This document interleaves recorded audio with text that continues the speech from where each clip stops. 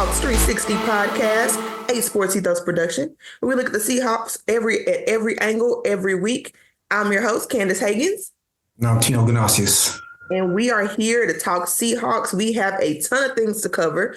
In this offseason, it's been very exciting. More action than we're probably used to this early in the offseason for the 12s. But we got new coaches. We got contract discussions with Gino. We got a lot, man. So let's dive into it. The first thing is first. Finally got staff established around Mike Macdonald and knowing what that will be. So offensive coordinator is Ryan Grubb of the Washington Huskies, which most people are familiar with.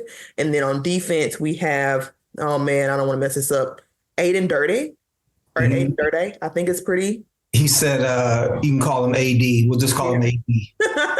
Yeah, we'll call him AD. I think that's how he pronounced it in a press conference, if I'm remembering correctly, before he said that. So I think that's right. But Tino, we'll start with you. I'll put it to you. What was your initial response to these hires? I think Dirty was hired first, right? And then it was announced that, right, well, there was a big deal about how the Ryan Grubb information got released. It wasn't your typical media breaking news format. But what were your thoughts initially to these hires? So I have I guess a response on two levels. The first one is initially, kind of what I thought, and the second one is after listening to the press conference and seeing how the rest of the staff has been flushed out. There are certain things that make a lot more sense, I think, now more than ever. I'll start on the offensive side with Coach Grubb. I think, being, my parents are my mom and stepdad are Husky alum, and I grew up rooting for the Huskies, even though I'm a Michigan grad. And it's so I watched the team intimately, right? And I think Coach Grubb he's a tactician, man. He gets X's and O's in a way that I think, he's elite in that sense. And what I wanted to know more, in investigating the hire is why was it him, right? Why was he sought after? There are a lot of smart people out there, but there's an intensity overall when you listen to both Coach AD and Coach Grubb. There's an intensity about them that I think is different than what we felt in the building for a while now. Right. There's a specialness about their personalities. They keep coming back to accountability and communication and connectivity, I think, was the big one for me with both Coach Grubb and Coach AD. With Coach Grubb in his press conference, he talked a lot about the offensive line, and he talked a lot about the offensive line working in sync with the rest of the offense and how connectivity mattered to him so much. And to me, it was a breath of fresh air. And that's not to slam Coach Waldron, because I think he did a decent job. But there's an intensity and a hunger and a desire, I think in part because of the age, but also just because Pete Carroll's not there anymore, right? They want to prove themselves. And there's something very special about that. And so that's, I went into the overall immediately, but I think with specifically Coach Grubb, I know what he can do with the good offense. I know what he can do with incredible skilled players and an incredible quarterback. The interesting part was he was asked in the press conference, are you going to run the ball as much as Coach Macdonald wants, right? It's clear that Coach Macdonald wants to run the ball. And he said that, he does have a history of running the ball, and he's coached every position on the offense, which I think is really interesting. But he said, both coaches said, and this, I love this so much, you have to coach to your personnel. He said, we chucked the ball around at UW because we had 3 NFL caliber receivers, right? And high picks. You got to play to your personnel. So if your personnel says you should be throwing the ball, you should throw the ball. And I think because he has DK and JSN and Lockett, he's going to throw the ball. He's not stupid, right? He knows he has that talent. But the idea that he said, match the scheme to the personnel were the words that he used. But I do think Coach Macdonald believes in running the ball, and he believes in physicality.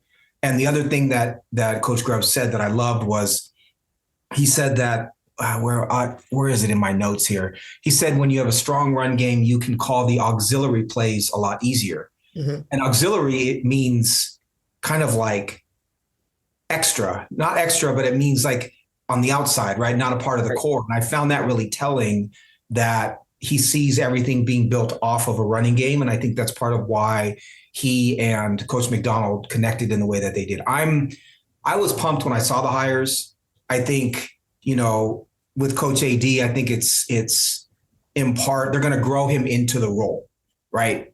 He's young, he's energetic, he's really interesting. I don't know if you got a chance to listen to him or watch the press conference, but he's an interesting dude. I love his personality, but he's going to grow into the role. That's why Leslie Frazier is there. That's why Mike McDonald is there. Whereas I think Coach Grubb is going to have a lot of say over what this offense looks like. I don't know. I watched the press conference and I'm pumped.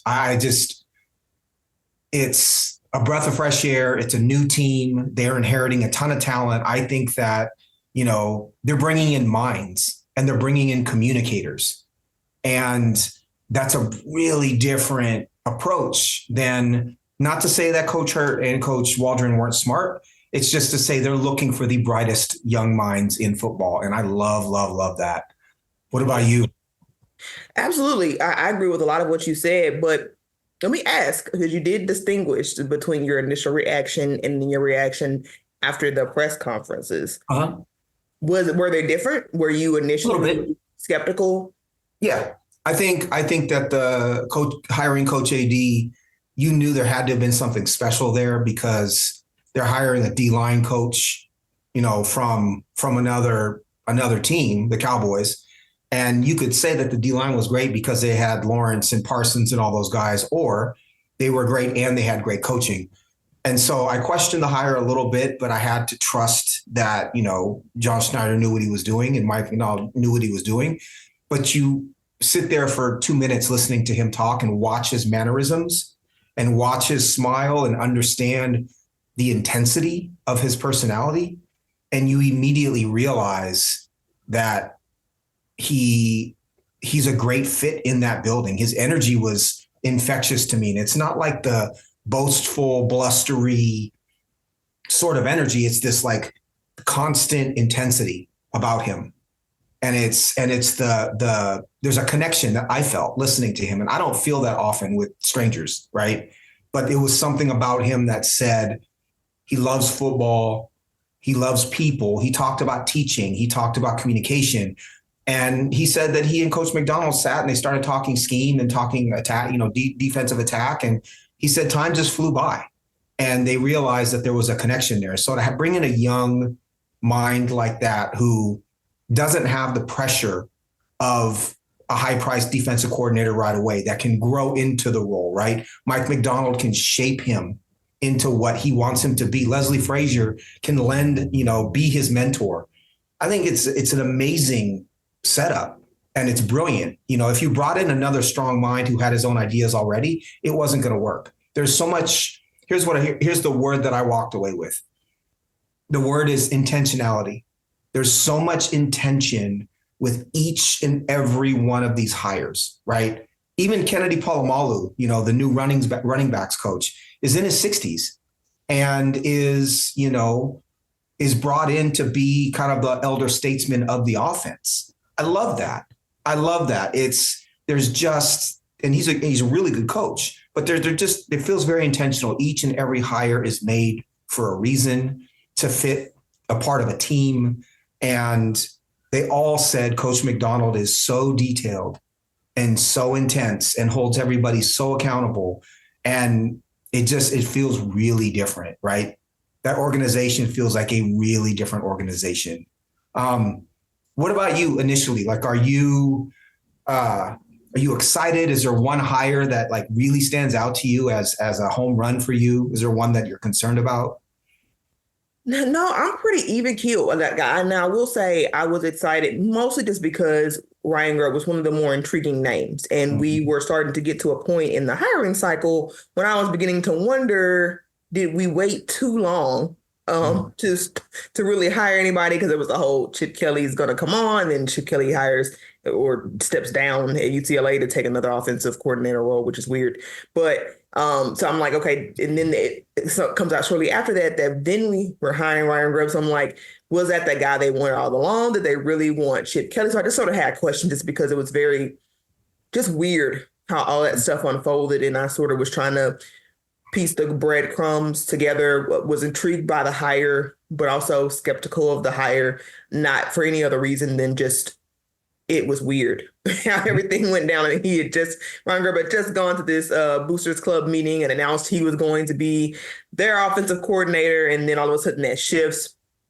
They didn't really, in their press conferences, provide a ton of clarity to that. But anyway, it seems like things shook out how they shook out. I will say, the outside of how it impacts the Hawks, what was so interesting about the end of Ryan Grubb's time on the podium was they asked him, is it sustainable for a college coach now?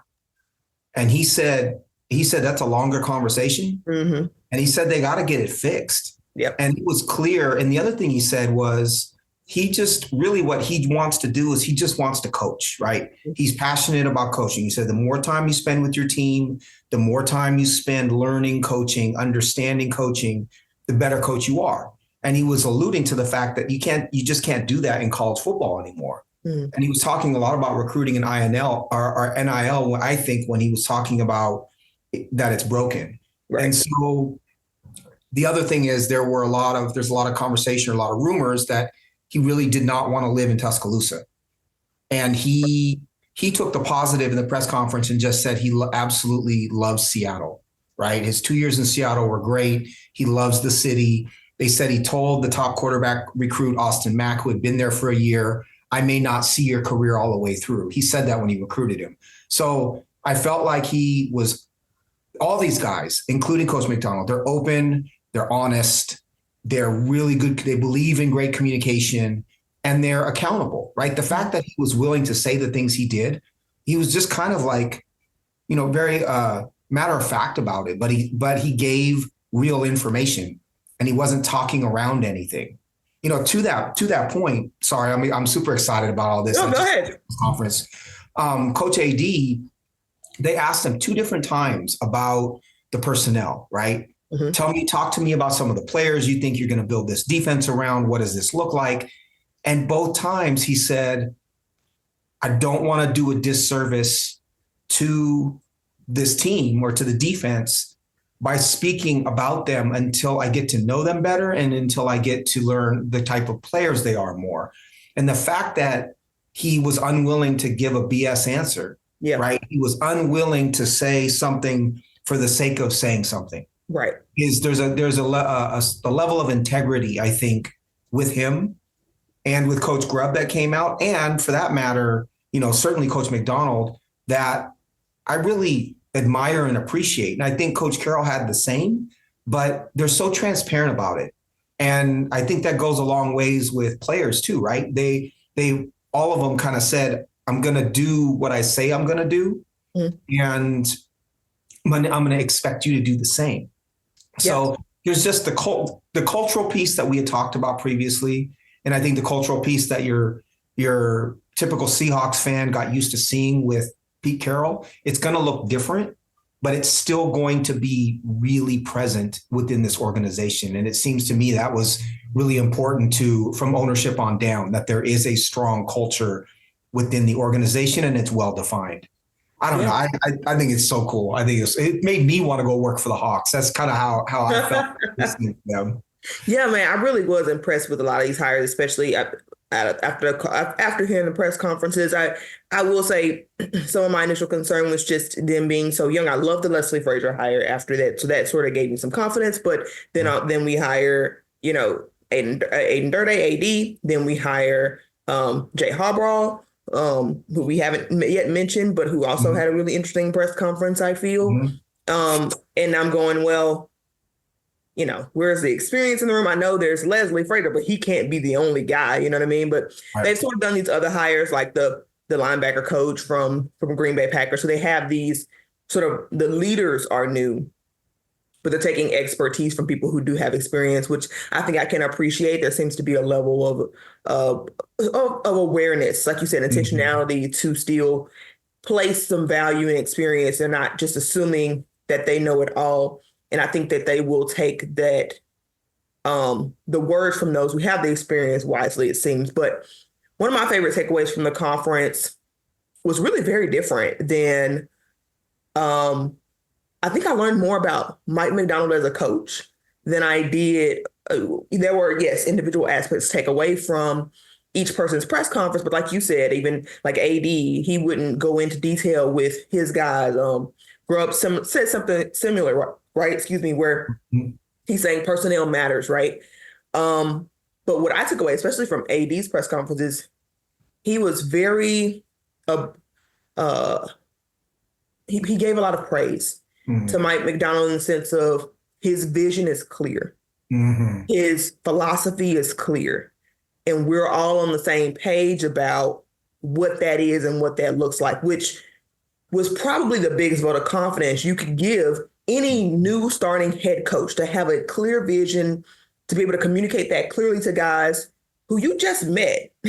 Like they didn't have a connection. AD and Mike Macdonald didn't have any previous connections. And so for really a complete stranger with the exact opposite background that you have, to be able to clearly see the vision and feel confident that he can run with it, spoke to Mike Macdonald's ability to lead, right? Not to coach, because we all knew coming in from a schematic standpoint, that was his strength. The question was, can he lead? Right. And that to me was one of the first signs that this coach can lead, and he can lead well. Now, what does that look like on the field? We'll see.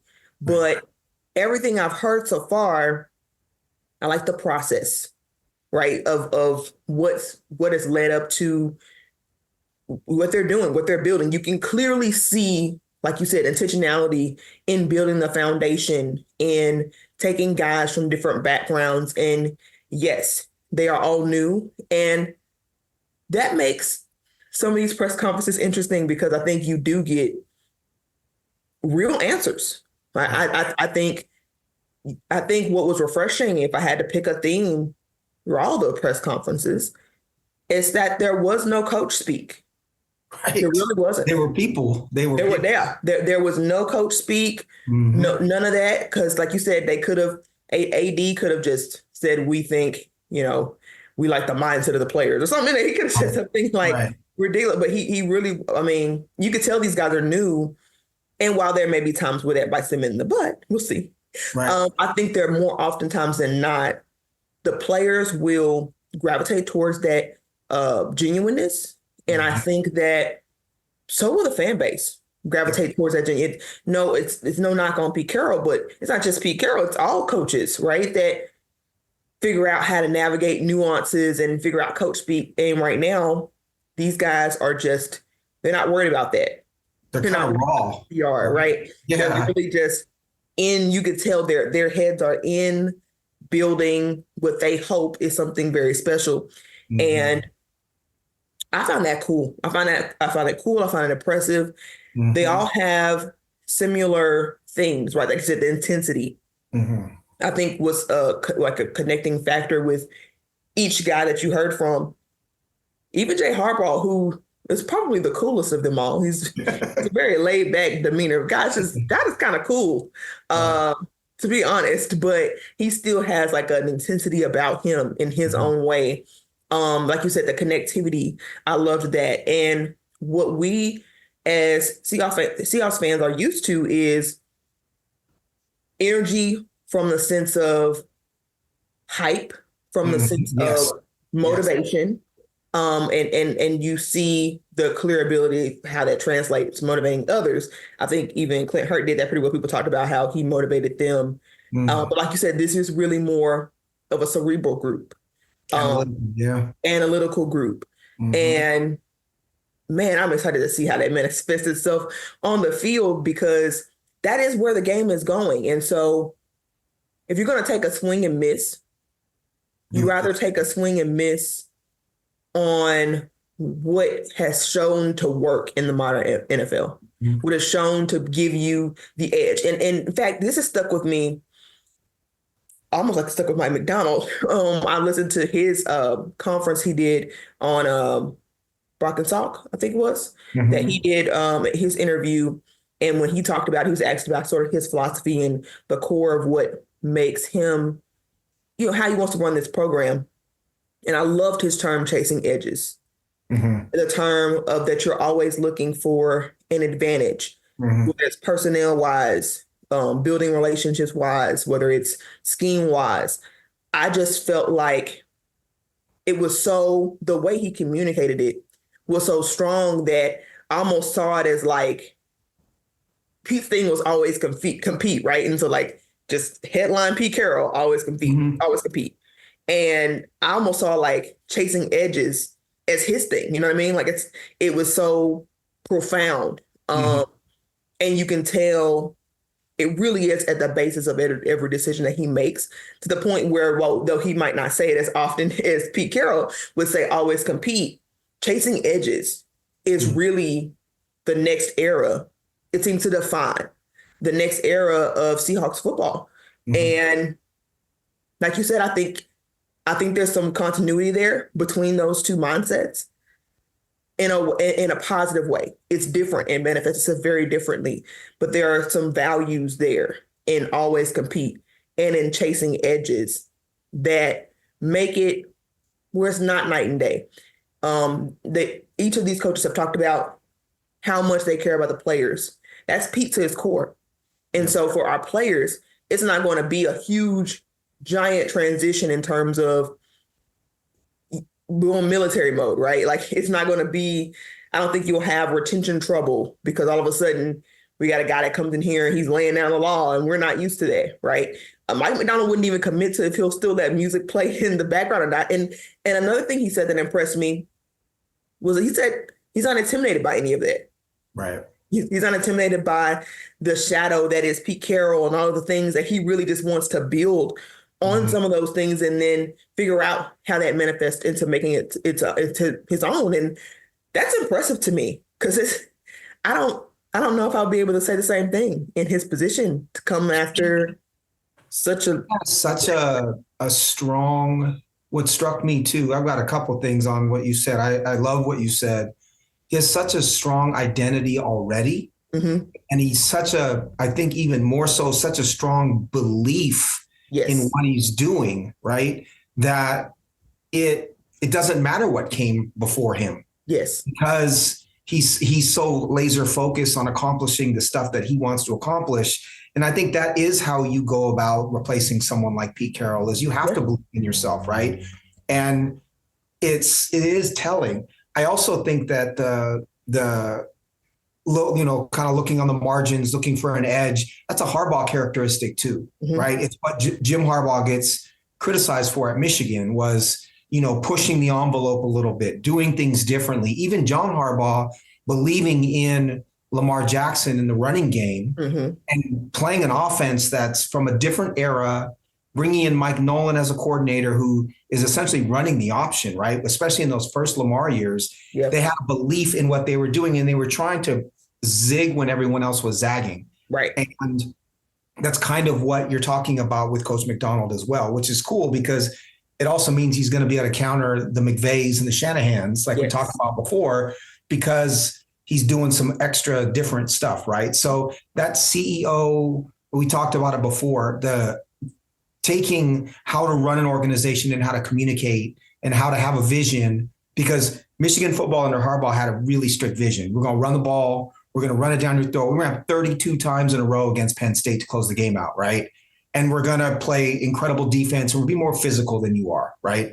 And Baltimore is the same thing. They've got the physical defense. They believe in a scheme. They've got Lamar in the running game. They added passing game, but it's very well defined. Mike McDonald is trying to do that because that's what he's learned from, for one. Two, a quick anecdote with Coach AD. He did say the one time he spoke about the team or the defense, he said he was on the sideline with Dallas in that game. And he said he could feel the Seahawks defense and the speed, right? And the urgency. I'm putting that word in, but he felt it on the sideline, even though he's not coaching against the Seahawks defense. You could feel how fast they were. And I thought that was cool. And I felt like that was different. You don't always hear coaches speak like that, right? And the third thing that I'll point out is, and that I appreciate, is I don't know if this was intentional. I think everything with John Schneider is, but I appreciate the diversity in age and race and ethnicity on this coaching staff. And I think they're really smart to go about it that way, right? So you've got Coach McDonald, who's from Georgia and coached in Baltimore and Michigan. You got Coach Grubb, who was born in Iowa and coached in South Dakota and, Fresno State and then UW. But then you have, Coach AD, who's from England, right? Yeah. Speaks differently, acts differently. You've got, Coach Polamalu, who's the uncle of Troy Polamalu and has all that SC lineage and Southern California and is in his 60s. You have Coach Frazier, who grew up in the South and played on the Bears, great defense and has so much knowledge and is African-American. You have Frisman Jackson, the new wide receiver coach, who grew up in Chicago and had to scratch and claw his way to a couple years in the NFL. And you've got this interesting group of people, right? You've got Coach Polamalu and Coach Frazier in their 60s. You've got these other guys in their 40s. Each one of those older coaches is on either side of the ball. You bring in a Harbaugh because you're a part of that family, Coach McDonald is, and you're raising him to eventually be a head coach. It's really cool when we get to see how a team or a staff is built, and you see the thought that goes into building this staff. And again, I can't speak definitively to the fact that they were paying attention to having a diverse staff in that way, in all ways, right? Age, experience, race, ethnicity, all those things. But to me, it's a priority. I think you're able to really reach and communicate all people within the building if you have people that you can identify with someone who's kind of like you, right? I think and learn from others who aren't. And so to me, that's a really cool aspect of this staff that, and I do think it fits with who the Allen family is and was under Paul Allen and with John Schneider as well. Again, not important, it is important. It's not an X's and O's thing, but it's something that I recognize and I think is kind of cool. I'm so interested to see what this team looks like when they run out of the tunnel and, in week 1 and what this identity looks like. And we haven't even talked about the quarterback situation yet and who's going to be the quarterback and what their approach is, but it is really cool. It's really easy to get, once you dig in a little bit, it's really easy to get super hyped, right? Super hyped about what this team can be. Yeah, 100%. 100%. So yeah, I'm with you. It's definitely exciting times for sure. And I think that's a good transition here to talk about now that they have gotten a lot of their staff built out. There's still some more work to do, but you can tell they've got a lot of the staff positions that's starting to really come into fruition. So then you start leaning more towards personnel. And there's been debate for some time over today's date, which is Friday, the 16th, and that is the deadline for Geno's money to become officially guaranteed. His injury guarantee money becomes guaranteed. It was revealed via Adam Schefter that that the Seahawks were going to retain him. He was not going to be cut. That's sort of the direction I had been leaning in the whole time. But the wording and the way, the tone with which Adam tweeted that has stirred further speculation upon how if Geno will be traded, because the way it was worded is essentially the Seahawks felt that with the rising cost of quarterbacks, contract was of value and worth keeping on. Mm-hmm. But essentially tweeted out again that the Seahawks basically the Seahawks have put Geno up for sale. Essentially, it's kind of what the tweet implied. I can go ahead and pull it up and try to make sure I get that exact wording correct. But it essentially implied that they'd be hearing offers for Geno. And there's a question about, is that his own narrative spinning, his own speculation, or does he have inside sources that are sort of speaking to that? What are your thoughts on that? I think he's the starting quarterback of the Seahawks week 1. I think he is. Whatever you bring in, there's a lot of debate on Twitter about Geno Smith and currently, and I think whatever you bring in that's not Geno Smith is not going to be as good as Geno Smith. I think it's the question is, do you, as an Seahawks organization, do you want to bottom out, right, and build from the studs up and keep a couple of the centerpieces, but everyone else goes, right? You see Bobby Wagner go, you see Jordan Brooks go, you see Geno Smith go, maybe you even see Tyler Lockett go. They don't re-sign the tight ends, on, and build from bottom up, knowing you're going to go 6-11 next year. Or is this a championship defense? And do you believe in Geno Smith enough to be able to be a playoff team next season, or even potentially a conference championship Super Bowl type team? Because you look at the Niners aren't going to be able to bring back some of their stars, right? Ayuk may not be back. We all saw the Twitter stuff with him. They've got other questions on that team to get underneath the cap. So if the Niners aren't the Niners and the Rams are, kind of have a puncher's chance sometimes, but aren't great, and the Cardinals are going through some transition as well, this might be the window.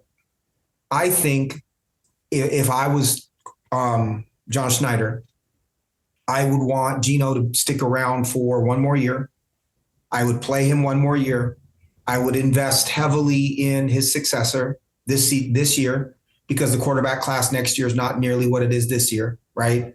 So, obviously I love JJ McCarthy. I know a lot of Seahawks fans don't. I think some are coming around to him, but a JJ McCarthy type player, a Michael Penix type player, right? I don't like Bo Nix, but a Bo Nix type player who, whatever one they believe in, you bring him in, you sit him for a year behind Geno Smith, you let Geno Smith play the year out. I think that, and Geno Smith, his floor is really high, right? He may not have that upside, but he's a 65 to 70% completion, take care of the ball, run play action, smart quarterback who's not going to get you in trouble. And you can win with that. We saw he's a lot better quarterback than Brock Purdy is, a lot better, whether people realize that or not. My opinion is you bring in the quarterback who you believe is going to be his successor. You sit him for a year. The team is going to be going through some transition with new coaches. You see what you have with Geno Smith in that year, because I think this is an 11-win team, right? We don't know what the personnel changes are going to be, but I think if they do a couple of moves, they do some smart things, this is an 11, 12-win team. This is a very good defense with some big pieces on offense. I think they would be silly to tear it down. That's what I think they will do. I think the other word that came up with Coach McDonald, and I think the organization, is pragmatic or pragmatism. And I think they're smart enough to know, why would we tear this down for the sake of tearing it down when we have so many building blocks? So I think it's posturing with Geno Smith. I don't think that what would they get in return? A 3, right? They get a 2 or a 3 or maybe a 4 in return for him. That is not worth giving up what I consider to be a top half of the NFL quarterback, and one that doesn't make mistakes. But you have to find his successor. You absolutely have to identify who is your next franchise quarterback. And I think this is the year to do it. And you want to get them in your organization as soon as possible. Yeah, I think I align with you on a lot of that. I do think that he'll ultimately be started. I don't know where the trade stuff manifests itself from. I know there'll be plenty of speculation, but I really just don't see how there's a way to upgrade from Geno Smith, particularly because I think Geno Smith played like a top 10 quarterback from week 8 on. Mm-hmm. And he struggled mightily because of a lot of circumstances that had nothing to do with him, including a ravaged offensive line. Yep. And Geno has always been, in my opinion, a guy who can make do with, you got to give him a supporting cast. He'll give you what you give him. essentially. And if you give him a bunch of crap, then you'll probably get a bunch of crap. And if you give him elite supporting cast, he can give you elite play. And I think he's proven that. And I don't think that his past year is a contradiction to that. I think it really speaks more to what we thought, and that is he can be elite at times, but he does need an elite supporting cast. And I think I'm interested in exploring that model over exploring the find a quarterback, pay them a ton of money and count on him and find out really it's an experiment that as you peel away his talent, can he rise to the occasion? Most of the time, everybody ain't Patrick Mahomes. Right. And what's the difference between Geno Smith and Kirk Cousins? Yeah. There's not a whole lot of difference between the two of them. I would take Geno over Kirk Cousins personally because Kirk Cousins throws too many picks. Right. What's the difference between Geno and Brock Purdy? Right? Brock Purdy had a better supporting cast, and most importantly, Brock Purdy had a very good offensive line. What would Geno do? What would Geno do in that offense? During the season, but what would Geno do in that offense? Right? Geno would blow up. Yeah, he would. The other thing for Geno's sake is I do think that between Mike McDonald and Ryan Grubb, they believe in offensive line. They believe in investing in the offensive line. They believe in it being a tight unit, continuity between the different parts of the offense. So I think just the coaching change alone is going to have a really big impact on the quarterback play, right? So we're not going to see these turnstile Jake Curhans and Stones Forsyths and those guys.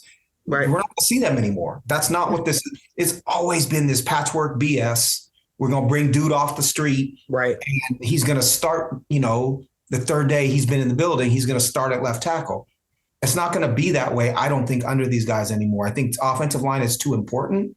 And you look at Baltimore's investment in the offensive line.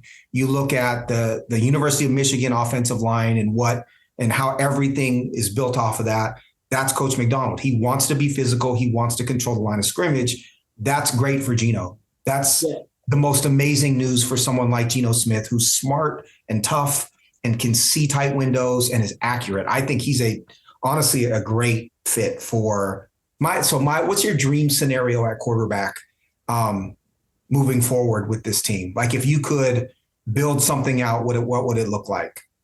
Well, I really think Geno can take. I'd like to see what Geno can do in playoff games with a good supporting cast. Because even when they played the 49ers, they were beat down to the point where like Geno was going head to head with them in the first half, and he didn't have quite a bit of his supporting cast. A lot of those guys were injured, and so the defense on both sides of the ball, they just were kind of limping in, right?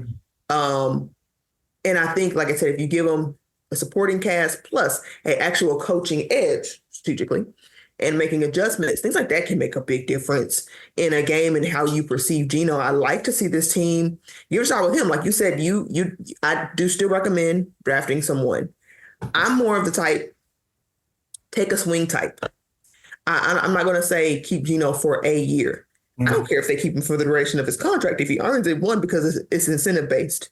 So if he doesn't meet those incentives, then we're not paying him that money. And that's what makes me okay with it. What are you really losing? You know what I mean? Like you're paying him a pretty low base salary. And if he earns it, he'll get more. And if he doesn't, then he won't get more. I think that's the dream scenario. I think that's what you root for outside of the rookie contract. And so then, yes, you draft someone and see if they're good enough to beat Geno. Right. And if they're not the guy. I don't by any means feel that just because you draft somebody, he's got to be your next franchise quarterback. He doesn't. Right. And not unless he can beat Geno. If he can't beat out Geno, he's not the guy. Right. So then you continue to give him time. You have him on a rookie deal. But I think it's not as simple. I think people assume that once you replace Geno, you got the guy. And I think people forget how hard it is to find a franchise quarterback in today's age. I think you're better off with a guy who's got a high floor and maybe a ceiling. We'll see. But Geno's never been in a situation where he's been given the 49ers roster, right? Jets, Giants, Seahawks with no offensive line and a bad offensive coordinator. No, he hasn't had that. The best year he had was his best supporting cast, and I don't think that's coincidence. I'll tell you what, I will be over the moon if the Seahawks take either J.J. McCarthy or Michael Penix Jr. I think, and that's not, for me, I'm trying to be as objective as possible. If I thought Bo Nix was a better quarterback, I'd say Bo Nix. Of course, you would love to see one of the top three, but I think that with the cost to get up to a Jaden Daniels or a Drake May or a Caleb Williams is cost prohibitive, right? But Penix, man, and the offense will look different under each one of those quarterbacks, because with Penix, obviously he's a gunslinger. He's a pocket quarterback. You need to make sure your offensive line is airtight, but he's got the best, to me, he's the best arm talent in this draft. I don't care about Caleb Williams. I understand how great he is. Michael Penix's arm is nasty. And you've got McCarthy, who, I think people see as a game manager because of how he played at Michigan, but he's more talented than that, right? When he replaced Cade McNamara a couple of years ago as a quarterback, he was seen as more of the gunslinger. He was the one that could throw the ball 60 yards. But he's great in play action. He's going to run. I bet you he runs a sub 4.5 40. He's smart. He's a great leader. And the intermediate throws, right? Those 18-yard in routes, the dig routes, those are the passes that he's really, really, really good at. It's the stuff that we like to see where DK runs down the field and then bodies up and is able to essentially post up the corner. He throws those passes really well. Either of those two guys, right? Penix a little older, but either of those two guys comes in, sits for a year, learns the organization, learns the offense. Maybe they don't take over until, halfway into 2025. Maybe they don't take over until 26 and they get 2 years. I remember Steve McNair, when Steve McNair was drafted by the Titans or by the Oilers, and he sat for a couple of years, right? But Steve McNair was the man. He needed that time to ingest the offense and understand, but he hit the ground running. You think about Mahomes. Mahomes sat behind Alex Smith, right? Jordan Love.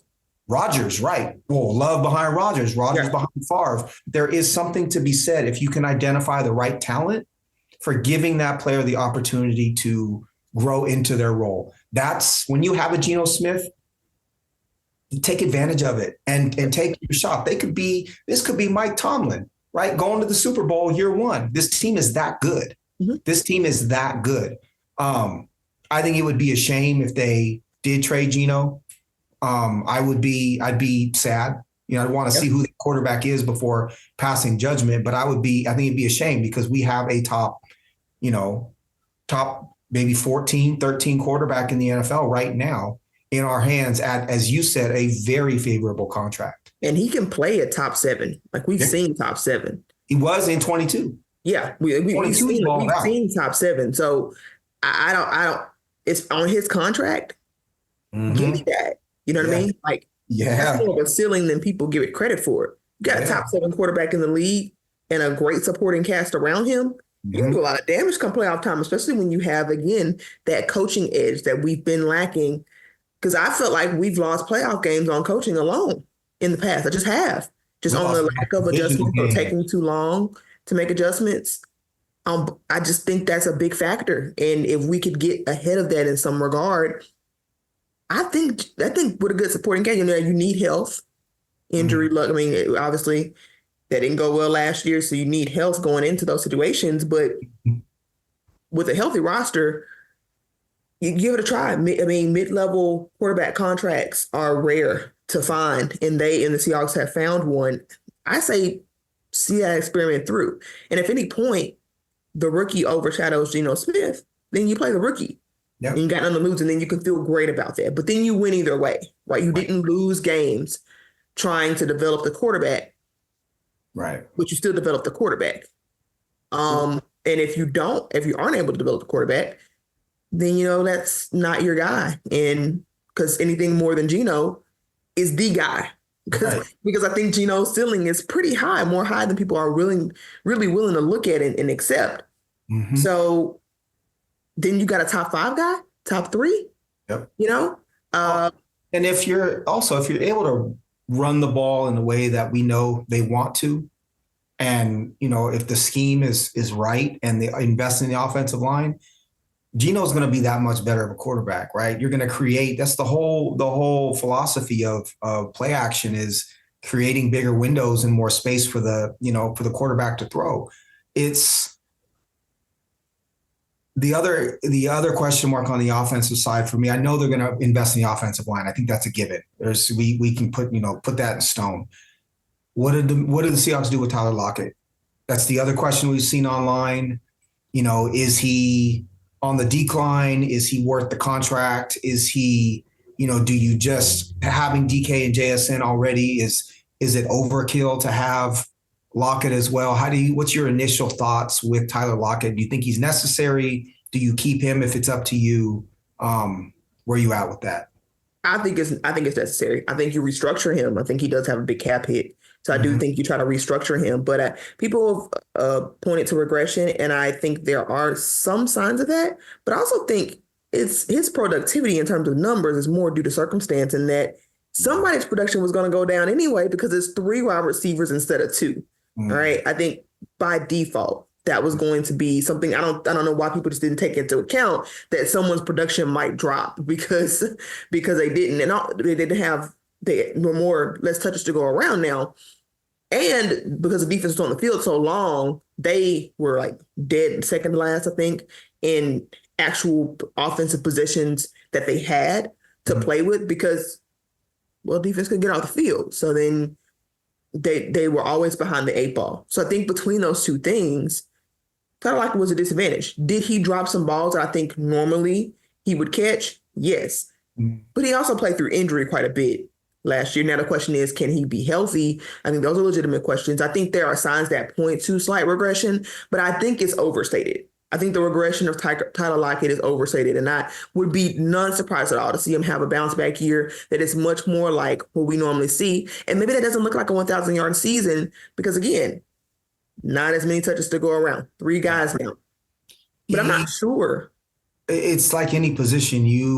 The production for what you pay is what's the most important thing. If he's willing to restructure and he's willing to come back at a smaller number, I think he's a huge asset. The other thing that we don't talk about is, he used to run a lot of the inside routes. There are a lot of inside routes that you remember him picking up first down after first down after first down, catches the ball, goes straight to the ground so he doesn't get hit. Some of that stuff went to JSN this year, right? The intention was to give it to JSN this year. And so his role within the offense really changed with the addition of JSN. And you can't blame Tyler Lockett for that. The other thing is if you're used to, it's like a volume shooter in basketball. If you're used to just putting up a bunch of threes and eventually you're going to start making them, when you're shooting 5 threes instead of 10 in a game, you might go 1 for 5 because you're not in that rhythm yet, right? And so it's the same thing with the receiver. They need to be in rhythm. And I think his rhythm looked off all year long, which is why people think he's changed. He also seems like the type of athlete and the type of person who takes care of himself. And so I don't see that physical regression that you might see from others. That said, if he's not taking a big discount, I don't know if he's necessary for this offense. I think he is a good addition, or he's a big part of it if he's willing to take the market value for his talent. But if Lockett signs elsewhere, right, and the Seahawks replace him with, Joe Schmo, right? I don't know if Bobo is the fit, but someone like that, right? Someone without the pedigree of a Lockett. I think the offense, we'll wait to see what the scheme looks like, but I think the offense does not suffer tremendously without Tyler Lockett in that offense. I think the bigger key is, to me, solidifying that offensive line. That's going to be what changes. But I would love to see Lockett back. I would love to see him back. I don't know if it's necessary for that offense to be very good next season. I can tell you disagree. I'm not going to say necessary. I wouldn't say it's necessary. I think it is important because I think there are still question marks without him. I'm not sure. Yes, JSN splashed, but JSN splashed because he benefited from the coverage of Tyler Lockett and DK Metcalf. Sure. We know that if teams play us differently, that he can step up and he can still make those catches that Tyler Lockett could. I can't say with confidence that we can't. Right. I think that's a huge question mark. I think we also forget the O-line struggles and how that plays into the production that Tyler Lockett's going to have. Sure. And finally, I think that the tight end talent is going to drop off this year. We had a really deep tight end room where Noah Fant and Will Dissly, Coach Parkinson, all guys who can make plays. I don't see them. They're not going to put that same investment this offseason in the tight end room. And I don't think that they necessarily should. It was a luxury, I think, to have. I think some of the throws that went to Noah Fant, go to Tyler Lockett again, or Jason. So that gives you targets. And I'm sure they'll do something to add to the tight end room over the offseason. They'll need to. But my point is, I don't think the three, they had to run 3 tight end sets quite a bit because of the O-line situation. So I think there are just so many factors that play into Tyler Lockett's drop. And I think people assume it's him. And I would bet more often than not, if you pull Tyler Lockett from this group, that offense looks really different. Sure. I think it's not nearly as explosive as people think it is. I don't think this offense just gets off and hits the ground running like people think. I think JSN would struggle a little bit to adjust, and maybe he does, but also you don't know if he does. So if you got him in the Tyler Lockett and you just got DK Metcalf where everybody can just double team and JSN can't step up, then you have a stagnant offense. I think there's a bigger risk than people acknowledge by getting rid of Tyler. I think people take for granted what he offered. And if you pull him out, you'll feel the difference. Right. Your point is great because, as you were speaking, I thought about, right now with Lockett, you have 2 legitimate deep threats, one on each side of the field, right? Correct. And at any point in time, sub 4-4 guys. At any point in time, either one of those 2 can beat you deep. You take one away, and we all know you can roll the safety over to the side of the deep threat and really kind of suffocate an offense that way, which is why it's important to have 2 of them. I think that's a great point. And yes, you could bring in some young guy who runs a 4-3, but Lockett is proven, right, year over year to be a legitimate, one of the best deep threats in the game. He may not be the physical specimen of a DK Metcalf, but he is one of the most potent deep threats in the game. So yeah, I think that's a great point. 2, I think JSN's talent is not about quick twitch and elite athleticism, right? Exactly. He's a tactician. He's a great route runner. He's physical. He's got great hands. And so be careful. We should be careful what we wish for as far as that goes, because he's not beating double teams likely with that type of game, right? It's the explosive athleticism that beats the double teams. Now, he's a great tactician. I think he can beat a double team for a first down. But as far as having an elite impact, that's not happening with him unless you have coverage being taken to the other side. The third thing is getting back to the coordinators or bring this full circle before we finish.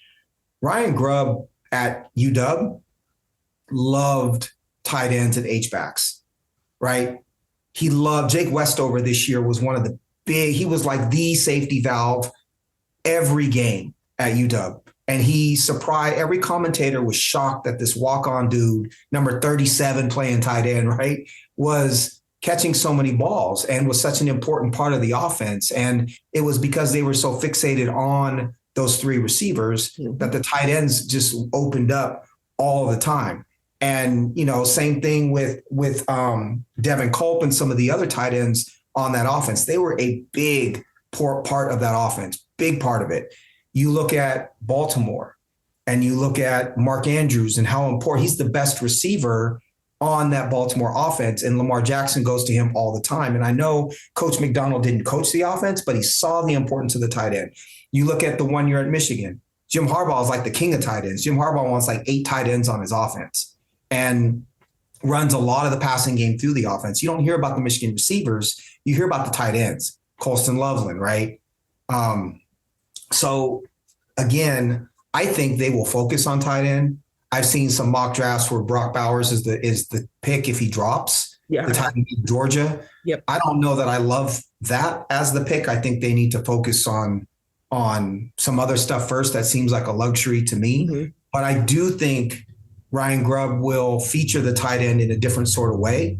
And I do think it's going to be a focus. It wouldn't surprise me to see them pick the two of the three out of the ones you named that they believe fit the offense best and retain them. Because I do think tight end becomes a priority. But it is going to be super fascinating because as we watch and talk about the new acquisitions, it's going to tell us a lot about the philosophy of this team, defensively and offensively, right? We didn't even talk about Bobby Wagner. Does Bobby Wagner stick around? Does Jordan Brooks stick around? What do they do with that D-line? We know the secondary is going to be great. We've heard rumors of Jamal Adams getting cut, but it'll tell us what they think about this team. It'll tell us the direction they're going.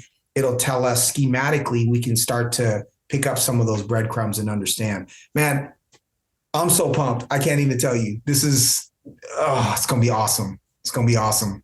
Yeah, a lot of decisions to make, a lot of news to come down. I did see that news about Jamal Adams dropping. We'll see. I think today is the day, right? Mm-hmm. Today is we'll find out by the end of the day today, one way or the other, whether that was just rumor or actually legit. Mm-hmm. So anyway, we got a lot to react to, a lot to respond to over the off season, but there's definitely a lot to be excited about if you are a Seahawks fan. So with that said, Tino, I want to tell people where they can find you, and we'll wrap up today. Yes, you can find me. I do the Mariners Cast for SportsEthos, ETHOSMARINERS on Twitter. We will start really ramping up things here in the next couple of weeks with spring training starting.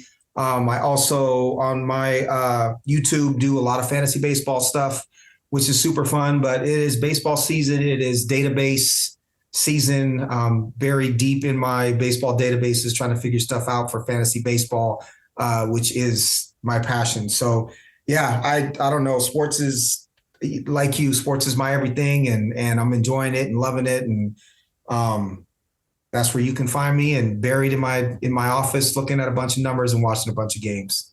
All right, you can find the show at Ethos Seahawks. Be sure to give us a follow as we'll continue to put out episodes as things happen, as news breaks. We got your back on all things Seahawks. And until then, go Hawks.